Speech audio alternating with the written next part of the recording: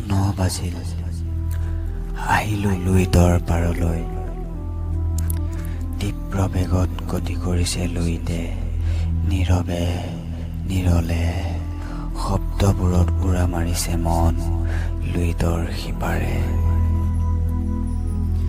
পাহাৰবোৰত এনিশা কটাবলৈ মন গৈছে। সেই পাহাৰৰ পৰিৱেশৰ মাজত সহজ সৰলভাৱে জীয়াই থকা মানুহৰ মৰমৰ মায়াত ডুবি চাবলৈ মন এটা সৰুৰে পৰাই আছে। আজি নদীখনে মোক বহাৰ পৰা উঠি যাব দিয়া নাই। সঁচাকৈ ভগৱানে পৃথিৱীখন অতুলনীয়ভাৱে সৃষ্টি কৰিছে। ক'তো একো অভাৱ নাই, মাথো মানুহে বুজিব পৰা নাই প্ৰকৃতিৰ সুৰীয়া গানৰ শব্দ। এয়া দেখোন বৰষুণ দিছে।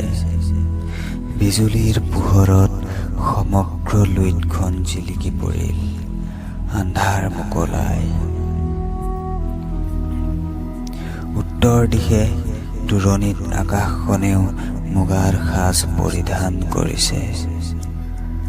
সদায় বুকুত ফেৰ পাতি থকা কথাবোৰ আজি তোমাক ক'ব নোৱাৰা হৈছোঁ।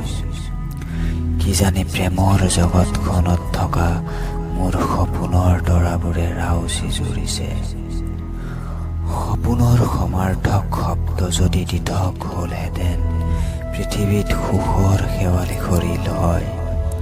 কিন্তু নাই, কোনোপধ্যেই সেয়া সম্ভৱ নহয়।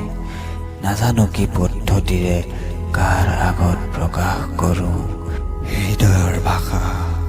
অচিন কাঠতো নলগাওঁ থোৰা, যিয়ে কৰিব পাৰে হৃদয়ৰ টুকুৰা। আজি বৰষুণ জাকক সুধিব মন যায়, কাৰ বিষণ্ণতাত কান্দিছ ইমান?